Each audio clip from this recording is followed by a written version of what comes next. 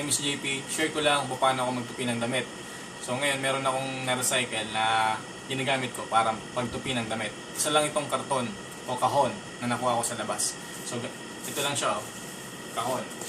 So recycle lang. Walang magawa, makatulong lang sa environment o sa kalikasan. Kaya nag-recycle ako. Wala akong magawa eh. So ngayon nagtutupi ako ng damit. Pakita ko na lang sa inyo kung paano ako magtupi.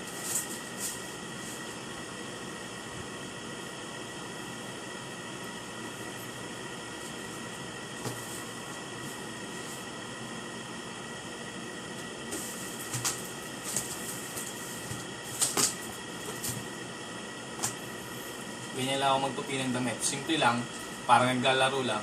At least, nakapag-recycle ako. Nakuha niyo ba kung paano? Kung hindi, turuan ko kayo. Ganito lang yan.